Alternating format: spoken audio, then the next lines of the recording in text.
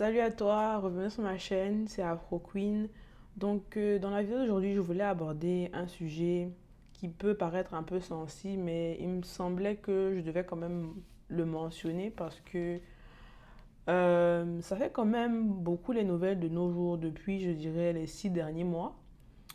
Moi, personnellement, ça m'alarme un peu, bien que Dieu merci, je n'ai pas vu ça de mes propres yeux.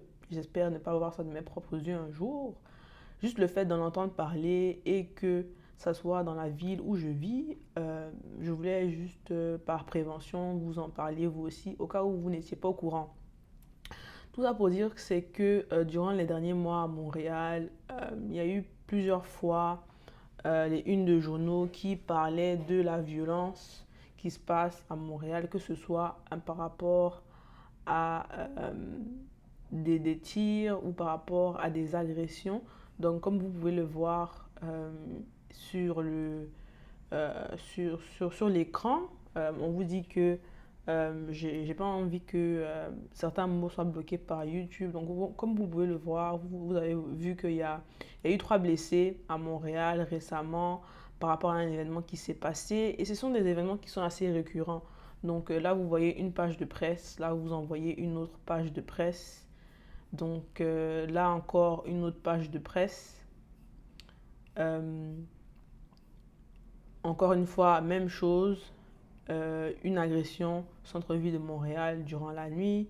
Et ça, en fait, c'est le plus récent événement qui s'est passé à Montréal. Je pense qu'il s'agissait d'un règlement de compte.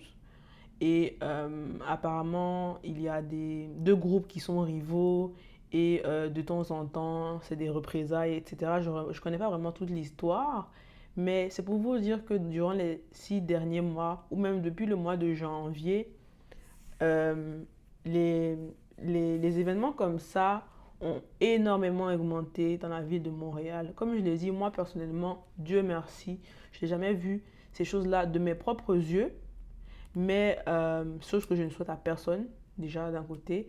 Mais c'est quand même alarmant de savoir qu'on vit dans une ville qui est quand même assez animée par de tels événements, potentiellement dangereux parce que si vous vous retrouvez dans une situation où vous tombez sur quelqu'un qui tente de vous faire du mal, de vous ôter la vie, c'est vraiment triste et malheureux. C'est que Montréal, je ne savais pas que Montréal était une ville aussi euh, mouvementée, aussi dangereuse, si je puis dire. Ça m'étonne vraiment beaucoup que toutes ces choses-là se passent ici, dans une ville que pour moi, vraiment, c'est une super ville où étudier, c'est une super ville où vivre tout simplement. Mais l'augmentation de ce type d'événements-là, en fait, ça m'attriste et ça me, euh,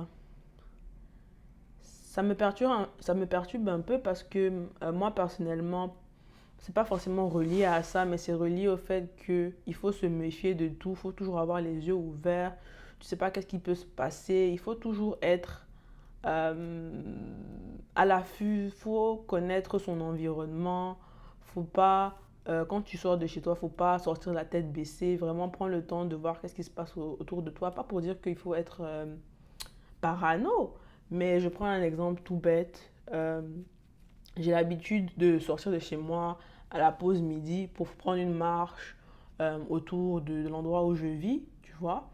Et à 2 reprises, je suis tombée sur un individu, un homme d'origine indienne ou pakistanaise, je ne sais pas. Et à chaque fois que cet homme me voit, ça fait 2 fois que je le vois, il me sourit et il vient vers moi. C'est quelqu'un que je ne connais pas et il a fait ça déjà à 2 reprises. Je ne sais pas si c'est une tentative pour, je ne sais pas si c'est du kidnappage, pour faire du trafic quelle qu'en soit la sorte, je ne sais pas. Mais c'est quand même un comportement assez bizarre de une fois, ok, tu t'es trompé de personne, tu pensais que c'était quelqu'un que tu connaissais, tu la connais pas, mais 2 fois de suite, à chaque fois que tu me vois, tu me souris et tu marches vers moi, c'est quand même un peu louche. Donc tout ça pour dire qu'il faut se méfier des gens, il faut connaître son environnement, il faut garder les yeux ouverts lorsque vous sortez de chez vous et que vous vivez à Montréal parce que ça devient dangereux. Ça devient dangereux de vivre ici.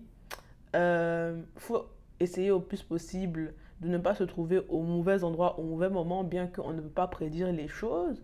Mais en tant qu'être humain, on a tous un instinct. Si tu vas quelque part, tu sens que il y a quelque chose qui sent mauvais ou tu commences à voir un mouvement de foule, s'il te plaît, mon cher, ma chère, rentre chez toi. C'est mieux que tu passes toutes les journées à la maison si tu es en télétravail ou que tu sors très peu plutôt que de te retrouver dans des situations comme ça, dans des situations où il y a des balles perdues, dans des situations où toi tu es venu pour t'amuser, où toi tu t'es juste en train de vivre et puis malheureusement tu as été touché et c'est la fin pour toi, c'est la fin de ta vie. Franchement, je ne souhaiterais ça à personne. Je vais juste sous cette vidéo pour vous prévenir, pour que vous sachiez que depuis le début de 2022 à Montréal, il y a beaucoup de choses qui se passent et il faut faire vraiment attention. Il faut faire vraiment attention.